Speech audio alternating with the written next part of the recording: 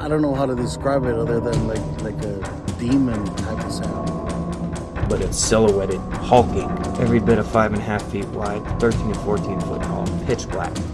The one thing that ran through my mind when I had this encounter was I don't have a big enough gun.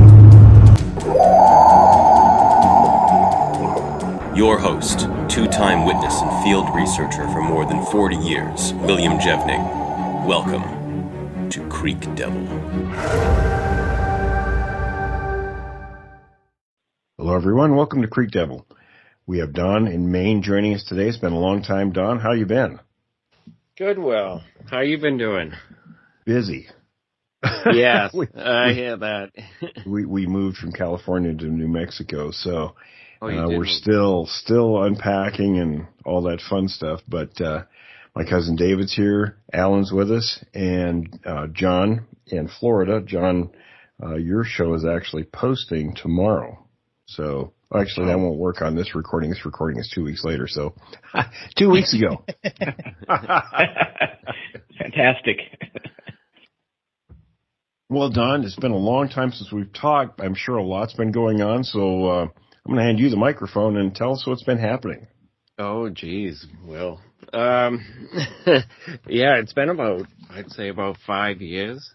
It's been a while, yeah. Yeah, because we haven't talked. I had a sighting of a red one up here, and I don't think we've talked about it. I don't believe so, no. No, I was hiking back up in the hills, and there's a slopey area. It was one of the last warm days of the year. I think it was November 2019. It was like 60 degrees out. On the way back from my hike, there's a nice steep slope. It's fairly sparse of trees, big trees. There's a lot of small trees around. So I found a nice place to lay down. I just laid there in the sun. I think I might have fallen asleep for about an hour. After I get up, I walk down the hill. There's an old fire road that goes down this hill, and I was coming down that road, and all of it, at the last second, I wanted to go over to the stone wall to my left about 30, 40 feet, and I just stopped and turned and started walking towards that wall. And right from like my 11 o'clock, about 30, 40 feet away, just beyond the wall, one had stood up, and I didn't catch it right away. I was looking down, but when I looked up, I saw the back of it just take about one step and then slid behind a tree. But it was all red. It was a lean one, like the basketball player physique. The red, I saw just half the head. I got a better look at its back, half of its back, just about down to the butt. The red, though, was patchy. It was patchy different colors, but there wasn't any of the, like, orangutan red. It didn't get that dark. It was more like a straw red, I'd call it, pine needle color. Yeah, right. Yeah, there was some patches of that color, then some a little bit darker. And I just stopped there, and I'm going, hey, I'm going down. You stay here, because I didn't see where it went. It slid behind it just slid behind, and I could see through the tree, and it just, poof, it just disappeared. So I don't know if it went down on all fours. I don't know what happened. So, I don't know, 2 or 3 minutes later, I start making my way down the hill, and the creature's already down at the bottom at the beginning of this road. And it's down there hooting up at the hill at me to come down, and the whole way down the hill. Oh, jeez. Yeah, he's hoo-hoo. I could hear him doing the hooting thing way down at the bottom, like telling me, come down here, because I usually do follow those hoots. All the way down, I'm in the woods telling him, you could have stayed up there. I'm coming down anyway. Go back up there. And that was in like 2019. And then I had remember that sighting I told you I had where it just took off and just kind of blurred out through the branches? Yeah. Okay. I saw a little one do that. I don't know if it was how big it was. I could never tell. I had set my recorder up It's the old road is, it comes in about 300 feet, and there's a circle area where people park. But then the trail goes up, but you need four-wheel to go up there or off-road vehicle. And it's an old fire road, but nobody really uses it. And I was setting the recorder up at the parking area just off the edge of the parking area. And not a lot of people go down there anymore. It's growing in pretty good. I go up there with a electric bike, and I can kind of hide off to the side, so it doesn't look like anyone's ever up there. So I was setting the recorder, and I only set it a couple of feet off the ground, a few feet into the brush off of the parking area. And I forgot the windsock for the microphone. So I walked back to the car. I got the windsock. And I don't think I went back to it right away. I was looking around, just going through the woods, looking for something, see if I could see any sign of anything around there, because I know they're around there. And I came back to put the windsock on, and I'm squatted down on my feet, but I'm squatted down, and I put the windsock on, and I look up, and up ahead of me, 50, 60, 70 feet through the woods on the edge of the road, I see two black things on top of, just above this rock. And I looked at it, and then I focused in on it going, what the heck is that? And the creature turned around and ran up the road on all fours. And it was starting to get dark out. So I saw it take off, and it was trees and undergrowth and everything was blocking a lot of it, but I could see it going up the hill. But again, I mean, I think I know what's going on there, how they can kind of blur themselves. But anyway, the creature took off, went up the road, and then couldn't see it. I could only see it for about 20 feet taking off.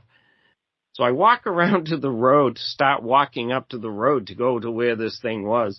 And right to my left, there's two of them there, and they start blasting me with those owl calls. And I'm going, again, all right. And I backed up, and I went back to my car, and I left. But these other I had a couple strange things happen. One night I was out in this area, and I had my cat with me. I took the cat up there, because I'll go up to that area, and I'll spend a few hours up there at night. And I usually bring the cat up, and he can go around, get some mice or whatever. He kind of just hangs around that area. So I'm looking at the stars that night. I'm just looking up. My cat comes over and lays down between my legs. So I see him between my feet. I'm standing up, and I'm just looking up at the stars. And a few minutes later, I look back down, and the cat's gone. So I look to my right to see if the cat's to my right anywhere. And as I turn to come back to my left, I get hit with a meow on the side of my head. It knocked me sideways. I went a few steps sideways. A lot of it I was startled, but I was hit with a meow, like a deep, kind of like a cat sound. This is strange. It didn't go into my ear, the sound. It was like there was a mouth about an inch from my temple. And I got hit with this meow. And I jumped back, and I'm looking around. I couldn't see anything. I mean, the wood line is pretty thick at about 25 feet from where I was. But I don't know what that was. I ended up leaving there. I didn't go back there for a little while. That one kind of freaked me out. But they've definitely changed over the past couple of years. They're not as loud with the vocals. I still record them. 90% of the times I record. I mean, I've got a lot of recordings of them doing just going back and forth with the owls, and then they go to coyotes. They do a lot of dog barking. They do loons. And I've heard them do crows too. Right here in the woods close to my house, I was out there, and I was talking to my son on the phone, and two of them came around me and they were blasting me with that vocal, that loud owl vocal. And right in the middle of it, one of them did a crow. I said, gee, they're mixing it up a little bit, but they wanted me out of the woods that day too. I was just probably being loud. I don't know. They don't seem to like it when you're loud. You know, they like me being quiet out there. So they don't like me chainsawing out there. Disturbing the peace. Yeah, just making certain noises, like tapping a wedge, splitting up some wood. They don't like that. They'll come right in and hoot at me. A lot of the times they're away, they're not around like this area behind me. They've moved a little further away. But I think they travel through this area. I've heard more than 3. And their vocals definitely changed. They've become a lot quieter, a lot more subtle. They'll come in close and just barely hoo-hooed at me. And sometimes I miss it. I think I hear something, and then I'll wait for it, and then it'll happen again, like a half hour later. But yeah, their vocals definitely has changed. I think a different group came in here. Yeah, that could very well be. Yeah, after all that activity, I started going back, listening to my recordings, and the recordings before all that activity here they seem different. That big black one that I saw here is now replaced by a big gray one that I had it was 4 of us camping. I had 3 friends come over, 2 friends, and one of them brought his dad. And his dad was old, so he hung out at the campground a lot up in the woods in the back. So yeah, we had to hike everything up. They weren't too happy about that, but I felt bad. They brought a lot of stuff to go camping, and they didn't understand that we got to hike to get to it. Mm-hmm. So yeah, we made a bunch of trips with coolers and big tent, and I'm going, oh fun. Yeah. But we get up there, and the older guy, he hung out in the chair, and later that, like before sunset or as the sun was going down that night, 3 of us took a hike to the top of the hill. It's got a nice view up there looking over a lake, and it's good, and then you see the sun go down. So we go up, and before I left, all the chairs were around the campfire, and I had my backpack there, and I just showed him where my gun was. I said, hey, if anything happens, my gun's right here. So we go up, we come back down, and as we're coming through the woods, we're a couple 100 feet away. I can see him sitting in my chair. And I said, uh-oh. I said, I think something might have happened. And his son was with us, and a buddy of mine, Woody, was with us. So we start walking, and all of a sudden I can see the whites of his eyes, and I'm still 100 feet away from him. And I'm going, uh-oh, guys, something happened. And after we left, a big gray one ran right behind him and up the hill behind us. It absolutely knew he was there. And I think it wanted to show himself, because that's the first time I ever brought 4 people up into that area. I usually go up with 1 person, or by myself. So they didn't want us up there. That's the night as soon as I zipped down the tent that night, I was the last one to go to bed. As soon as I zipped the tent down, 2 of them ran up to the tent and did that high-pitched scream, and then it turns right into that owl vocalization. Yeah, they didn't like us being up there. He wanted to leave the next day. But the elderly guy, he saw what he said was the biggest thing he's ever seen running through the woods. And he said it was all smoke, like a smoky gray color. And that's not the big black one that I saw. So that's another, and I think that another group came in here, and their behaviors have changed. Definitely have changed. The vocals are similar, but very subtle with the vocals when I go out there. Whenever I go out there, I announce myself, and then I'll hear either a dog bark and 2 hoots, or one will just moan, and sometimes they do some clicking sound. I'm not sure how they're doing that, but they just let me know where they are. So when I go up there, I don't go looking for them. I just leave them alone. I said, all right, if you guys are there, I'm going this way. I'm going over here. I have found some more bones. They made a line of bones from a deer kill to my recorder. They killed a deer near the recorder up on the hill, and I saw it there, and I figured I'd just leave it there, see what happens to it. And then all of a sudden, all the bones just disappeared one day. And I said, well, something took them and carried them off. Well, actually, I found them buried about 10, 15 feet away in the shoulder blade of the deer. What's that, scapula? Whatever that bone is. It was sitting, I saw it sitting by itself. So I went over and got it, and then I noticed a knuckle sticking out of the ground in the leaves, and I started pulling back the leaves, and all the bones were buried. And there is not one bite mark on any of these bones. There's no scratches. There's a couple little nibbles, but I think from mice. But they're all pristine. Nothing looks like they touched them. So I left them. I dug them up. I looked at them. I think I took a little video of it. I'm pretty sure I did. And then I covered them back up, and I left the pelvic bone in that same shoulder blade bone that was there.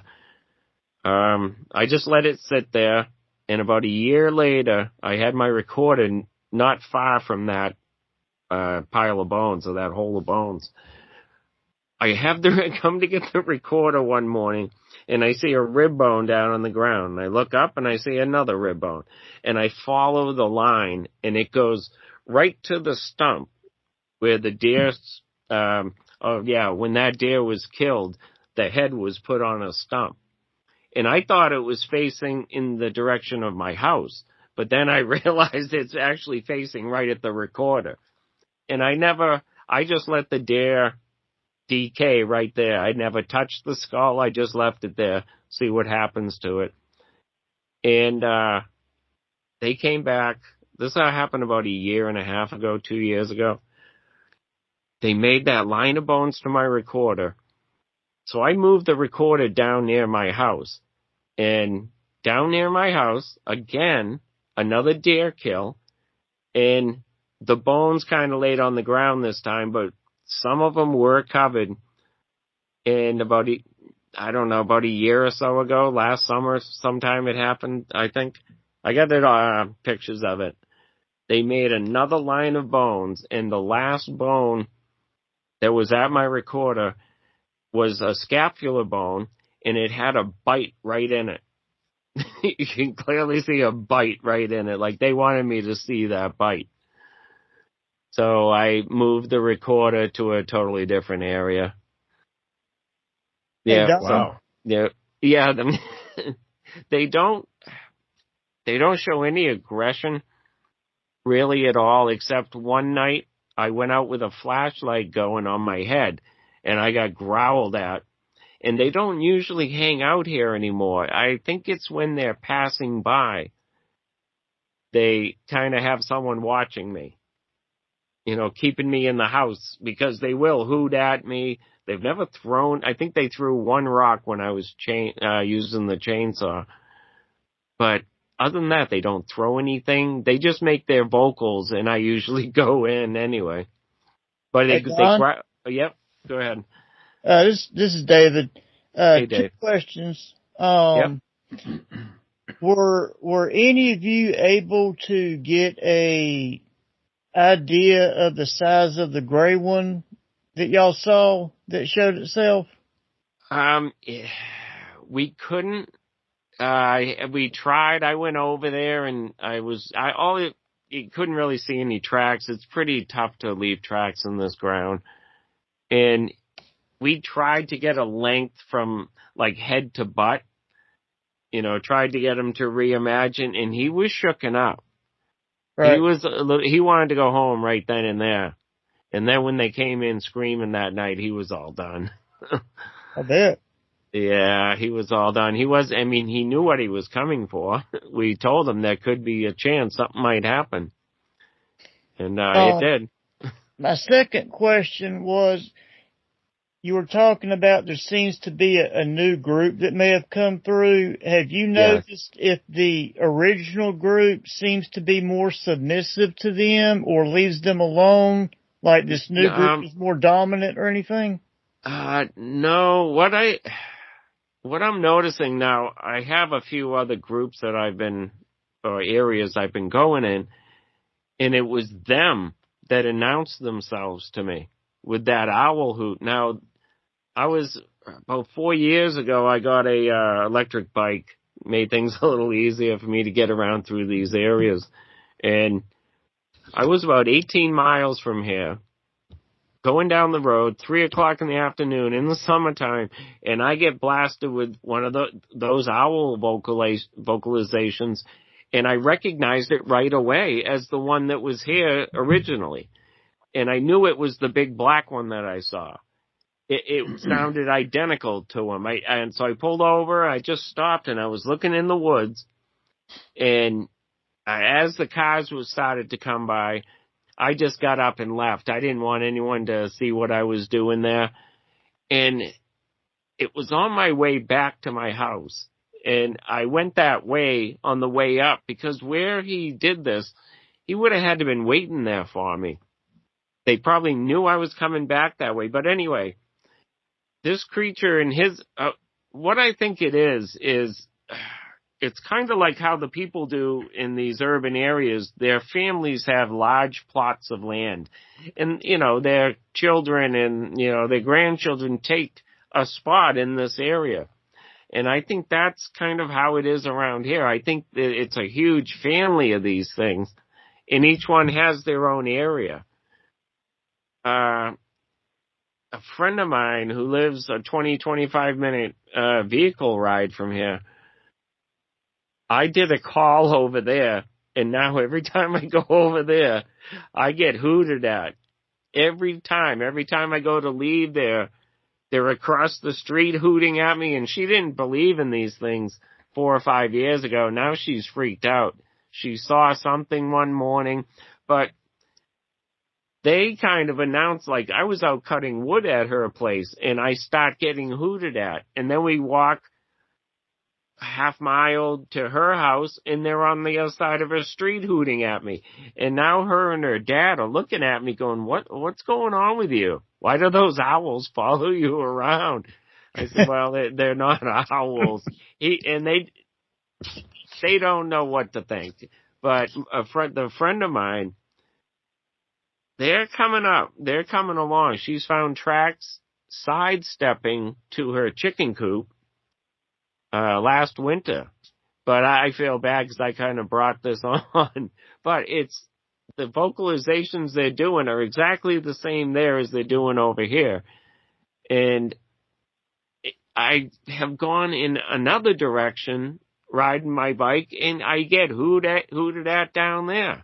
Like, I think they all kind of know me in that family group going on. It must be, but the original one, I know the area he's in now. And it's a good distance away. So I was wondering if they may have just switched them because I saw that black one. Maybe the jig was up. He had to go. So he took his family and went somewhere else, or it had to do with all the activity going on around here back then. There was a lot of people out in the woods looking, and people heard about this. I know a van of guys from Connecticut got turned around by the state police. They were coming up here to kill one. So, yeah, after all that attention that was around here, it's when it seemed to change. But I can clearly hear it on the recordings. I hear the owls going off, and there's a big deep one, and then there's two, lighter vocals, little higher pitch than the big one. Then all of a sudden that stopped, and I have new ones now, and they've been here the whole time. But they're, I don't know. Honestly, that blurring thing that they do, I never saw that before. Like, the black one didn't do it. But I think it has something to do with their hair, actually. You know, I think that there's some refraction going on there. I don't know. I know MIT did a test with nanowires, like mini hairs, and they would arrange them as you would arrange them, the bristles of a hairbrush. And they were able to get, you know, a negative refraction from doing that. I mean, it's feasible, it's possible, but that's what I think it is. I think it's their hair. There's something funky with their hair, because I saw that one just blur out of vision. I knew something was there, but I couldn't see anything except its feet. I saw as it ran away, I could see the soles of his feet. You know, I knew it was there, but it was strange. It was very strange. You'll hear a lot of people talk about weird things that happens when they put light on them. A lot of people will say it's like they absorb the light. Some other people will say it's like they can reflect the light where you can't see them. So that is out there that people describe. Yeah, I used to like when I first was doing all the research to just learn about their behavior, I used to push those sightings aside, because people then go into dimensions and portals and stuff, and I'm not there at all. But that's what it has to be, because there's no hair on the feet, and I saw the feet. Now, when I saw that one peeking over the rock when I had bent down for the recorder, I saw his eyes clear as bell. I saw two black things, and I'm going, what the heck? And then it just turned around and was gone. And I could tell it was a smaller size. And then the two parents were off to my left watching me, make sure I didn't do anything. I don't know if they were training him, or I don't know what that was, but he was definitely like crawling up, trying to sneak up to me. He was still about 50, maybe 50, 60 feet away. But that one was... John, did you have a question a while ago? Oh, I find it really interesting. This is John, by the way, Don. I find it really interesting what you were saying about the blurriness. Certainly, when we see something, the way that our eyes receive the information and the way that it gets processed in the brain is what image we see. And certainly if, for instance, if the hair follicles were somehow hollow and they could bend to refract the light, it could definitely cause your eyes to see something that's blurry when in fact it's just a clear image, but it's the way that the light would get bent by the hair follicles. I think that's really interesting what you said, because that does make a lot of sense. Yeah, and I might have missed it, Don, but which state were you in? I'm in Maine. In Maine, okay. Yeah. I've been out in the woods up in Lake Barrington, which is maybe just a little south of you in Massachusetts. Yeah, and there's some really wild, remote areas out there that I could definitely see these creatures being in that general area. Yeah, I grew up in Southeast Mass, and there's, they live closer to people than people would realize. My first sighting, or ever hearing of a sighting, not my first sighting, but ever hearing of a sighting was 7th grade, so 1977, and it was a buddy of mine's brother went into these woods that we would all walk through. There was a fire road that ran through the swampy area, and it's a conservation area, but they were just walking out behind their house in this area, and they said they saw a big gray one get up and took off running down the road ahead of them. And I believe the guys. I mean, I'd never heard of a gray Bigfoot before. And then a couple of years later, my cousin's good friend out hunting out in the Hockomock Swamp, and they camped overnight. And they were woken up to something going through their stuff. They open up their tent, and there's a big gray one looking at them. Oh, I saw a big gray one in 1988. I had never heard of the color gray back then. There's a big gray that operates in Area X, too. They call him Big Gray. Big Gray, yeah. Yeah, Don, this is Alan from Texas. Can I ask you a couple of questions if you don't mind? Oh, yeah, go ahead. I've lost track here, and I try to keep mental notes at least. How many have you seen? Up here, I have seen that one that did the blur out thing, and then I saw the black one running on all fours behind a stone wall. And at the time, that was early when I had moved here, and I didn't even know these creatures were here. I just thought it was a bear, but I always wondered about why it had a flat back, and I couldn't see a head. Yeah, like I couldn't. You'd mentioned a red one too. Yep, that was about 5 years ago, November. Oh, almost 5 years ago. Yep, that one. So you've seen a total of 3. Yeah, yeah, and I think that black one's gone. I haven't seen anything from him. I haven't found his tracks anywhere. He had a 17.5-inch track, and I haven't found another one. I thought someone else. Oh, go ahead. Can you tell us what one looked like? Just describe it as best you can. The black please. One. Yeah, the black one, that's the one I got a good look at. He just had dark gray skin. He looked like a cross between a human and an ape. Very wrinkly on the forehead area. I only got a good view of just below his nose and upward. And then his body and everything, because I had just looked into the woods and I was trying to figure out what looked like to me 2 hockey pucks up in the air. And I'm going, what the heck is that? And I kept looking at it, and then the shape of the creature came. And then as soon as he opened his eyes, though, that was it. I saw the shine from his eyes, and I realized they were eyes, and I realized what I was looking at because I was just up on the hill doing calls, trying to get this thing down. I knew I had something going on here. So I was doing calls for 3 days in a row, about a 2-mile loop through these woods. And for all 3 days, something happened as soon as I got back to my house. The first day, and I appreciate that. I really do, but I'm just a description of the animal. Okay, yeah.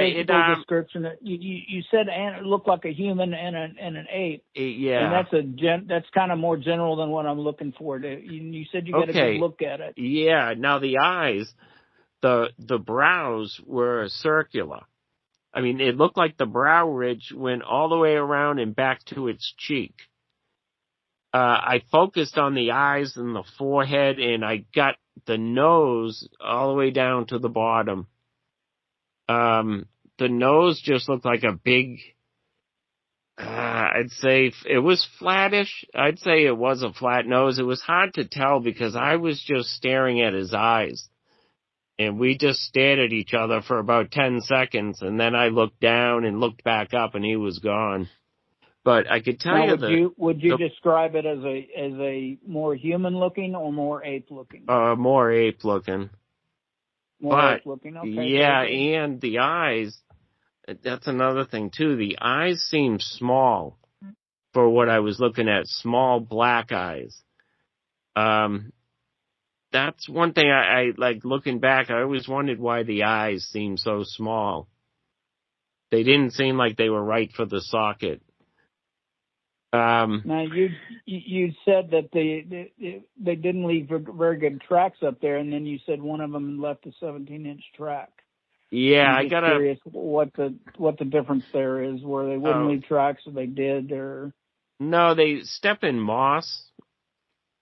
So I've got a picture of it. He stepped on this ball of moss that when I saw him right where he was standing, it was maybe a foot across each way.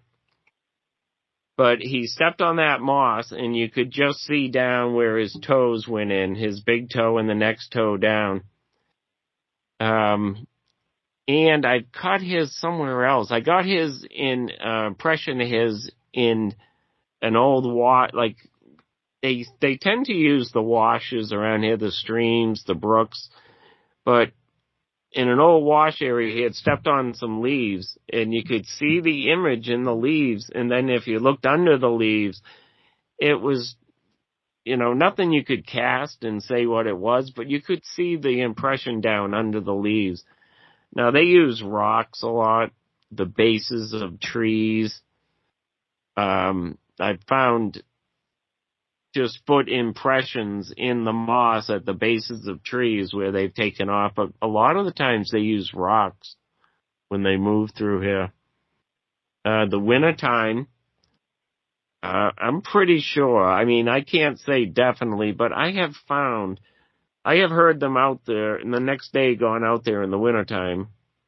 Oh, any other questions about that? His face or anything? I had a question to follow up on the appearance. How many toes did it have? Do you remember? Toes? Yeah. Yeah, 4, 5 toes. Yeah, 4 little toes, 1 big toe. Yeah, it had 5. Okay. I asked because there are 3-toed ones that show up from time to time. Yeah, and I was getting impressions of a 14.5 too, and that was a more narrow foot. And then I casted the one, it measures like 12.5 inches, but it's only the pads of the feet. It's, the foot didn't go into the ground. It's just the pad impressions that were left on a hard-packed clay surface. Don, this is John. I wanted to ask a quick follow-up on your appearance.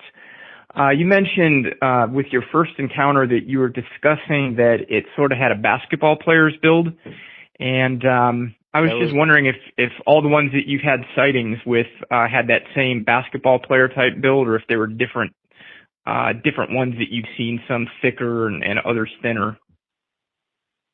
That was actually my last one, my latest sighting. That was in 2019, but that's the first time I've seen that body style. And the only other creature I really got to look at was the black one. I could see his outline in the woods, and he was big. He was built. But I focused on the eyes more than anything. I never got. Did you see the whites of the eyes? No, they were pure black. Mm-hmm. It's small. So no sclera whatsoever. No what? Sorry. No sclera. No. Pure black. Now, I've heard of other sightings where witnesses said that it looked like it had human eyes. That was down in Mass. But these, other than that one I saw peeking over the rock, that's the only time I really ever got a good look at the eyes. There's other groups around here where people are telling me some beaver trappers told me they found a 22-inch one. Whew. Yeah, now that's not far away from here, but it's down deeper into the water, the swampy area, the wet areas. Your friend that lives down the road from you that said that one had made side steps up to her chicken coop. I don't understand that. What does that mean? It was sidestep? I mean, yes, moving side, and they were smaller. She wouldn't, because I had her take a picture of it, and I said to put her hand down there, and it looked small to me. And then I had her send me a bunch of pictures just to make sure it wasn't a rabbit or anything else running around there. And there was one picture where it sunk into the snow, and I could see the full foot then. But it seemed to be a smaller one, and it was going sideways, just moving its feet sideways. It triggered the light. She had a motion light out there. She saw the light go on. She went out there, stuck her head out, and she said a bunch of coyotes and owls started screaming at her and howling at her. So she went back in the house. Did it cause any damage to the chickens? No, it never made it. never made it to the coop. It was heading there. I think it got pretty close to it, I think, before it set the light off. But I feel bad because she has stuff going on there now. She let the dog out. She said she saw something big and black moving through the woods across the street from her, and it just stopped. Where she said it just stopped behind a tree or behind some trees, and she said the weird thing was she couldn't hear a thing.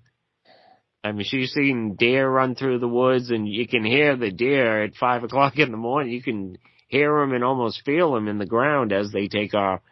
But she said she didn't hear or feel a thing, and she saw something big and black just flying through the woods. So I feel bad I brought it over there, but I think she'll be all right. She's got dogs and stuff. Any local pet fatalities or anything like that? No, that's funny you ask that, because I'm always checking. I go, I call the animal, I know one of the animal control guys, and I talk to the town hall or wherever, but no. I've only found one instance in this area where chickens were missing. The guy was blaming it on his neighbor because something was opening the latch, and it was always just one chicken. So he thought his neighbor was doing it, and then by word of mouth, he got around to me to show me some pictures. He got up one morning early to go to the doctor's, and he had tracks going right up his driveway and right into the woods behind his house. They were about 16-inch tracks, those were. But, hey, Don? Yep. Whenever, did you say that she found those tracks in snow beside the chicken house? And if so, did she follow them to see where they came from or where they went? Right down to the river. Yeah. Okay. Yeah, she's got a brook there. I have a brook close to me also, and I'm pretty sure they use it when they can to travel.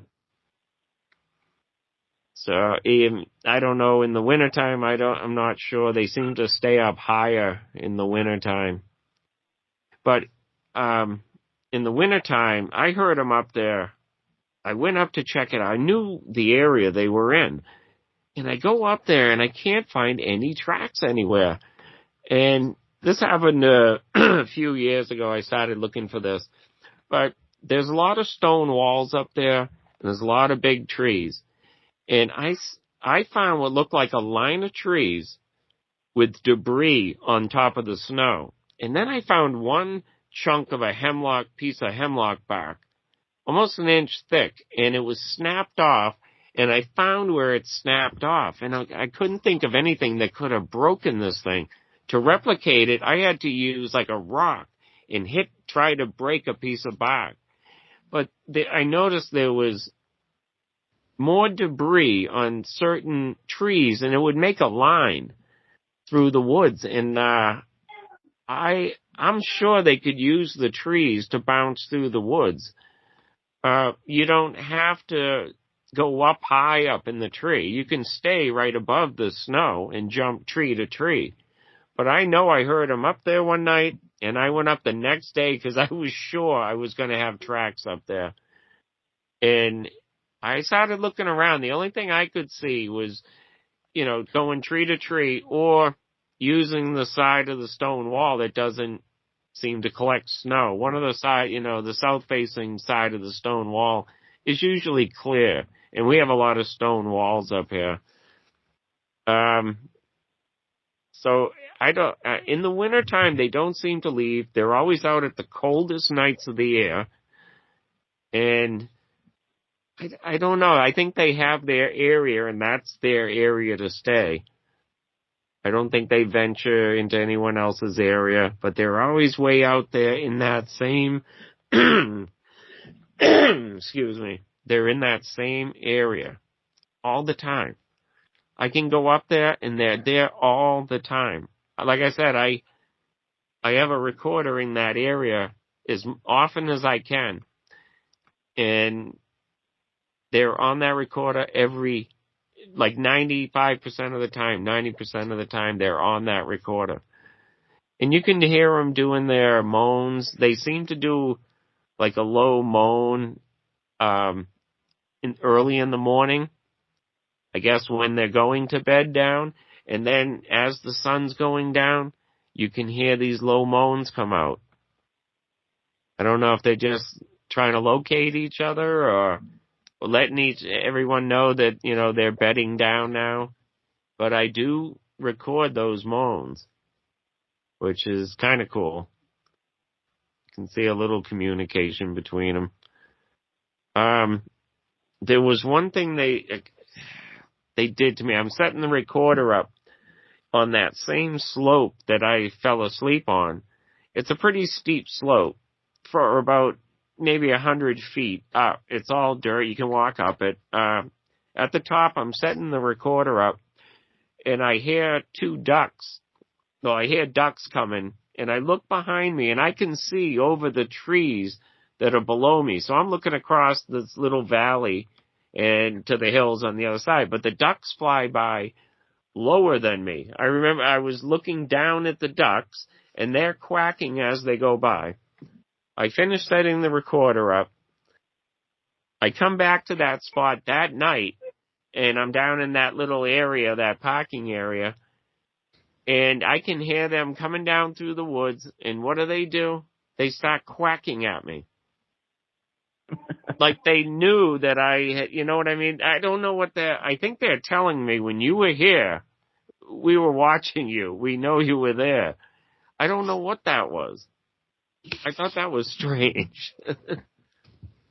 But it's not, yeah, I guess that's kind of playful. I said a lot of things they do isn't like that. They always seem to let me know when they don't want me somewhere. A friend of mine, unfortunately died in a fire in Daytona Beach earlier this year. And that night that I found out, we were friends since high school. I went up into the woods. I remember going up there just to hang out, just sit around. And I went up, and it's probably 9-10 o'clock at night. It's dark out. I went up in the back and sat on this rock, and I knew that they knew I was out there. They could probably hear me going up there, and I do make myself known. I'll cough, or I'll do something to let them know I'm coming up there, or I'm in the woods. And I may have been mourning a little louder than normal to see if they hear me, see if I can get a reaction. And to where I think the female beds down, I heard one come from that direction and came up pretty close to me. It sounded like somebody running up to me. And then it just stopped. And I didn't look over there. I didn't say anything. But I could just tell that one came in. Like I said, well, I laughed when we were starting the show. I go, man, this stuff is like getting weird up here. I don't go looking for tracks anymore. I don't go tracking them. I mean, I wasn't fooling them in any way. They knew what I was doing up there. They got a little upset at me when I got the foot tracks. They were huffing and puffing and running back and forth, shaking a little bush. They did not want me to take their tracks. So, I don't know. It's definitely changed up here. I just don't do anything that looks like I'm interested in them. I just do my own thing that I did before I knew they were here. And yeah, it's definitely changed. I can still record them, like I said, but they're not as loud and as vocals, except once or twice throughout the summertime. I think they move family through the area, because I've had 5 of them here doing the owl thing at me. I mean, this is like kind of surrounded, and I'm getting hit with owls at all directions. Hey, Don? Yep. Quick question. the one that you said was running towards you and then it stopped, did you get the impression that it was like a bluff charge and you were getting too close to him, or it was just coming to see who it was? Coming to see who it was. Yeah, I could hear like a bipedal come right up, and then it slowed down and moved in pretty close to me. But I was just, mourning my buddy, and it just sat there. I could hear it over there, like breaking little sticks. It didn't go anywhere. It just stayed there. And then I eventually got up and went down. But it's where I think the female is. That's the one that is less vocal towards me. She kind of stays on her own. She does do vocals once in a while, but the one that comes closest to me, I think, is the juvenile, and the big one, he kind of stays away from me across the road. Yeah, he doesn't get too close, but he's loud. He doesn't need to get close. What kind of recording equipment do you use when you're recording these things? Do you have a particular type that you like to use, or what are you using to record them?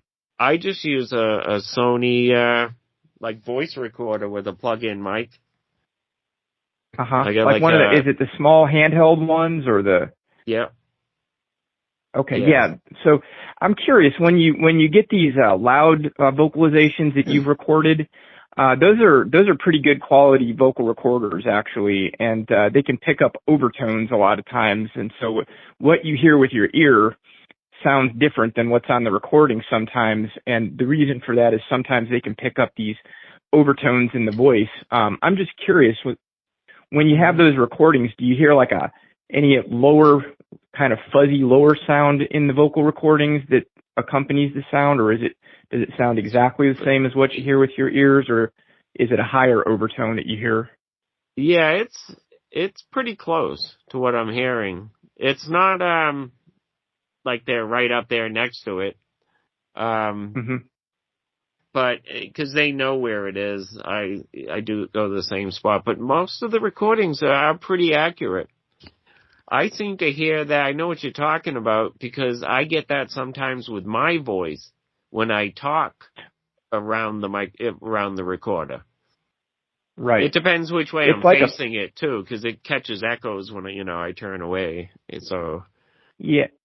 Well, it's valuable information because, there's the voice has many different frequencies when it picks it up, and it's kind of like a fingerprint, and you can kind of get some idea about the size of the vocal column that they have based on how the overtones sound on the recordings. And like a larger creature might have a little bit more of that bass sound in the recording. It sounds almost like a barking sound that's lower. Yeah. Whereas, if it was a smaller one, you might hear like a higher pitched overtone in the recording that's not there when you're listening to it in person. But yeah, that's, it's kind of like a fingerprint. You can almost tell like different sizes if you listen to those overtones. Yeah, that's what I could tell the difference in the creatures when the first group left, and I swear it seems like a new group here now compared to the recordings. I've got what seems like 5 or 6 different creatures in the recordings. The ones that were here originally, he was big, he was loud, and I always, like I said, it was a little more deeper tone to it. But the other ones were high-pitched. Some of them were just, like, obvious that it wasn't an owl, Right. Yeah, and there's 4 areas up here now that I'll go through and just look around. I always grab a metal detector. If anyone shows up, I'm just looking for which I do anyway. I look for old cellar holes. That's what keeps me in the woods all the time. So a lot of these areas, they do know me, but now they were all being vocal towards me, and that's what gave me that idea that they were all family or friends or something. They all knew me. Like, it's weird. They're just letting me know, don't come in here. Yeah, they can communicate things through the timbre of their voice for sure. I got growled at one time, and it was very obvious that it was telling me to back off and get away. It was like a warning growl. Mm-hmm. But it was very deep, and it made my chest resonate. When it growled at me, I could feel the resonance in my chest cavity from it. Right. That happened to a friend of mine here. He stepped out, and one got up and walked in front of the tree. He was going out to his car. He went to get in the car before he turned anything on. He saw something walk in front of this beech tree right in front of him, 30, 40 feet. So he turned his headlights on, got out of the car, and he got hit with one of those. It backed him up to my house. He was so scared that he was at the door, but he couldn't knock. He was afraid to move. He was barely touching the door. And I had a roommate that was right there on the other side of the door, not far in his bed, watching TV. I'm upstairs. I didn't know he was there. I get up at 5 o'clock in the morning, and I look out, and his battery's dead. He's trying to jump his car, and I'm going, what the heck? And I went out and found out what happened. He backed up to that door and didn't move. And the bad part was the door was open. He could have just walked in. But he was so afraid to turn around and look at it. He said that same thing, though, that growl. It hit him in his chest, and it just vibrated his chest. He got harassed. Yeah, it eliminates your curiosity, that's for sure. Yeah, they didn't like him. They didn't want him up in the woods. They would get quite vocal at him and another guy I know that would come over here. They both have mental health issues, put it that way. Both of them do. Mm. And these creatures both did not want those two around here. They would be quite loud and vocal about it and come down close. And it's always the owl. I mean, it's not the same exact call they do each time. They shorten it up. Sometimes it's just one big hoot. But they come down, and there was just those two guys there. There was something about them that they did not like. They both have black hair. I don't know if that has it. No, I don't think that does. But they do have a common denominator somewhere else. And I think they can, I don't know. Those are the only two people they don't want around here. When I go to this area, if I'm bringing someone, I only have a couple people I bring there. But if I introduce somebody new, we have to sit there and just hang out and wait. And they'll let me know if they want them up there or not. It's funny. People don't believe me, but when it happens, and now around this area, people are being a lot more open to it because somebody said something. They were all waiting for somebody to say something. And earlier this summer, I get a call, well, not a call, but I run into a resident who was told to get a hold of me. She had, what she said was monkeys in the tree in her backyard breaking branches off and throwing them at her. She heard her chickens, and she has other fowl there. There was something going on out in her yard. So she went out in the yard, walked out back, looked around, and she said she had monkeys in her trees. They were snapping branches and throwing them at her. I mean, live branches. So she came over. We talked about it. I told her to put some lights up. And her son, who lives in the garage up on the upper floor, used to look out the window in the trees and see red eyes out there often. He just thought they were owls. But she said she saw monkeys in her tree, and she didn't know what to do, and she was directed my way. So we talked about it. I told her to put lights up. I said, don't go out there. She's a small lady. And she told me she was going out at night talking to him. I said, no, just put lights up. Leave them alone. Give them a chicken every once in a while if you get a sick one. See if they'll take it. But that's one thing different with this group that's here now. The other group, I could leave piles of acorns out there. I used to collect acorns, like in 5-gallon buckets, and I'd dump one up there. And then I found all these acorn shells and like a half dozen acorn shells and 2 full acorns on a rock on one side of my house. And then on the another, I thought a squirrel did it until I found the same exact thing on a rock on the other side of my house. I said, oh, maybe they're just thanking me for the acorns. But something left these. None of them had bites in them. There was no marks in any of them. They were just, sitting there on this rock. And that's what the other group used to do. I left apples for them one night, and they ate all the apples right around the core. But they always leave 1 or 2 full ones sitting there. So, but this group here doesn't do any of it. I don't think they've ever taken any apples I put up there. A lot of the times they just sit there until raccoons or a deer come around and take it, and you can tell when something else eats it. It just leaves bits everywhere. But they definitely changed with the group that's here now. It seems like a no-nonsense kind of group. They don't want anything like to do with me at all. And I said, yeah, that's fine. So you're feeding them and they're not eating? Not anymore. They used to take the apples. I only put a pile of apples out, maybe 20, 25 apples once a year. That's it. When the apples are out, like this time of year, I put a bunch up there 3 weeks ago, and they're just slowly being eaten by little critters. These ones won't take them. I've left. How did the lady do with her chicken? She didn't have any problem there. She didn't lose any. She has that light up. I told her to put another sensor light up, so anything that goes near the coops, they get lit up. Okay. Yeah, and she said that's probably what did it. She heard all the howling and everything. She didn't know the creature was coming up. But when she went out the next day and saw, it was sidestepping. It was just going side to side. It wasn't dragging its feet, just plopping them in side by side.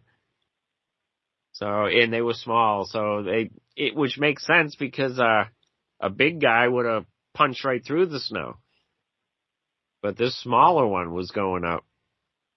To me, they looked about 8 inches long, according to her hand and everything. It was hard to tell. I had her put her hand down and take a picture, but I measured it on her hand, and they looked about 8 inches. That one that punched through, only one went through a little bit, and you could see it right there. You could see it because it was mostly on the ball of its foot. So has she been having them come around enough to where she's noticed like any patterns or certain times that they come around?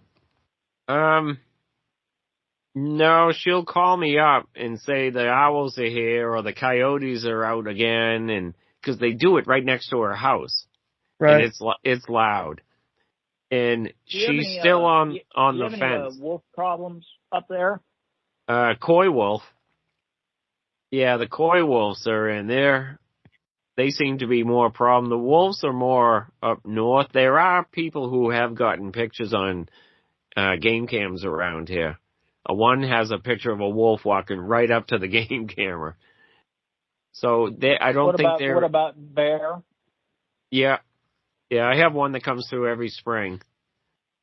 But I don't see him. Yeah, I've got moose. Bear. No, not a lot. Moose, I've had moose come through the yard. Not often with the moose.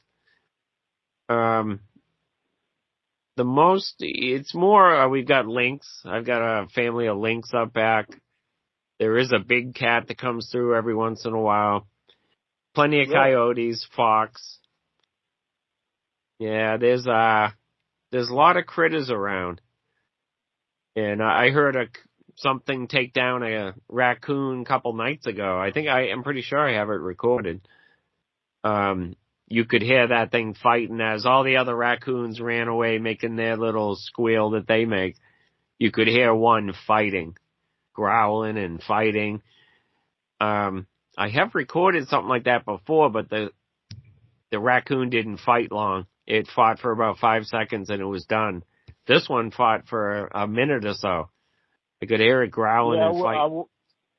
Personal opinion is I don't want to tangle with no coons. Right. I have one that comes right. We still say coon in Texas, so I don't know what y'all say up there. But what do you call them? Coons. Oh, coons. Yeah, yeah. People call them coons up here too. It's you have to be correct and everything. But right. Yeah, I'm from Mass. We got big raccoons down there. Hey, Doc. Yep. Whenever they would come in and eat the apples down to the core, were you able to find tracks from where they were there so you know it was them eating the apples? No, I could see teeth marks, flat teeth marks. There was no sharp teeth. This area it's a rocky area. And the ground is just very hard to get tracks. I was lucky to get the tracks that I got because it ran down my driveway. Gotcha. Yeah, and I have a 2-path driveway, grass, and near the end of the driveway, all the gravel washes in from the rain, and there's a lot of clay mixed in, and they were just the impressions. I walked by them twice. I walked right through them. I stepped on a lot of them, and I just saw the toes on the way back, and I said, who is up here barefoot? And as it got darker, I turned the headlights on. I moved my car down because I was going to cast them.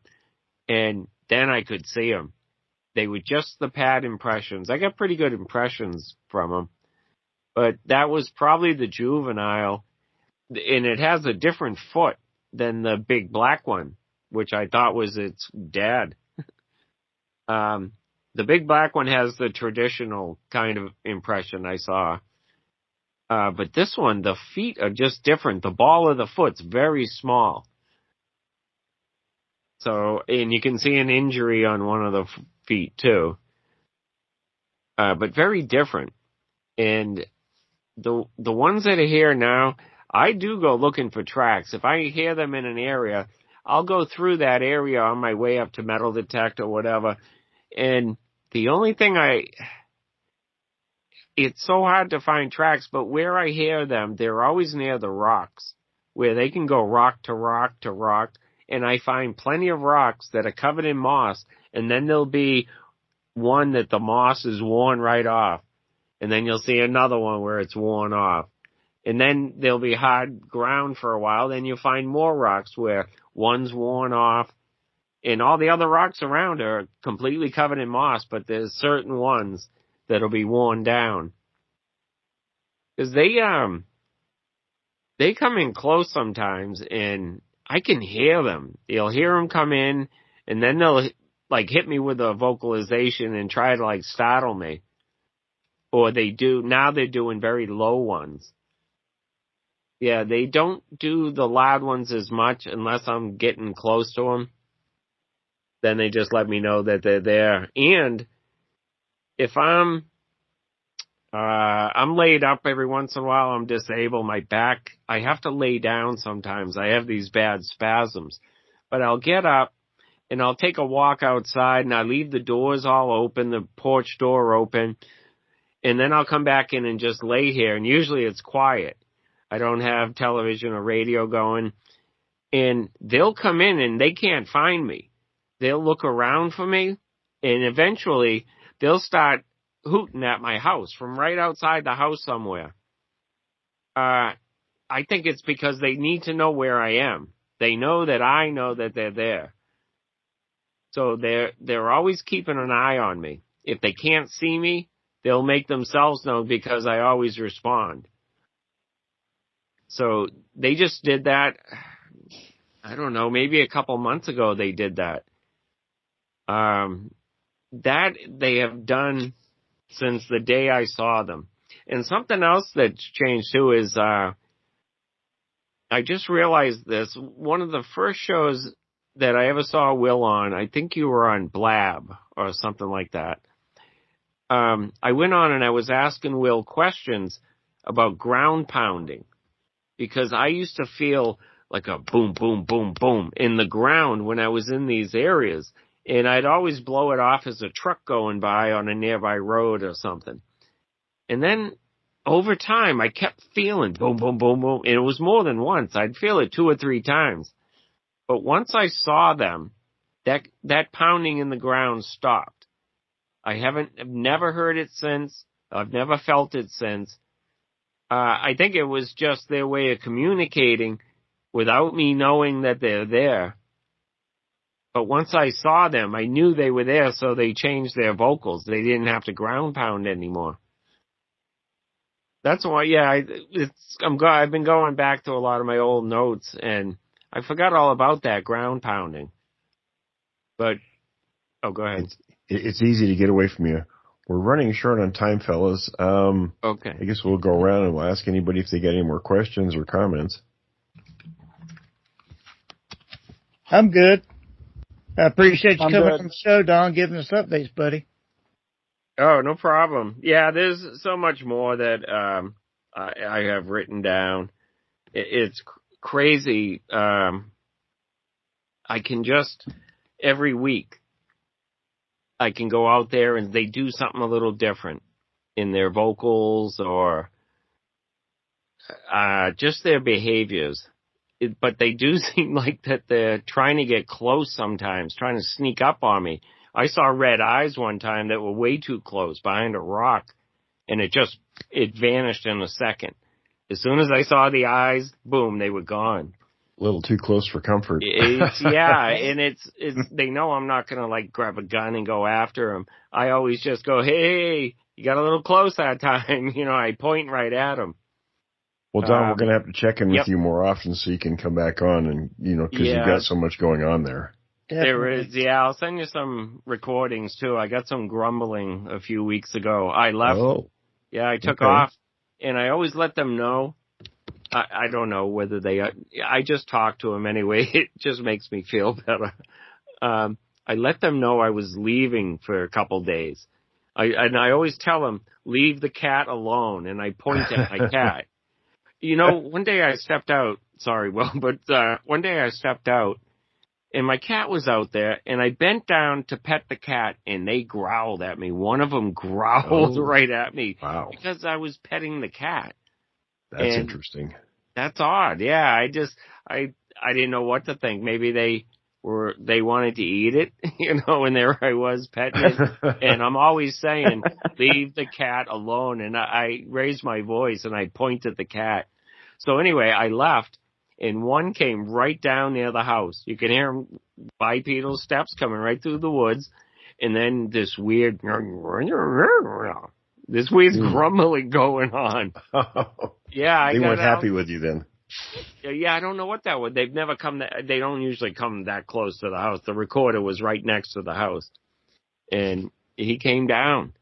So I'll send you that one. I have to clean it up unless you have someone who can clean it up.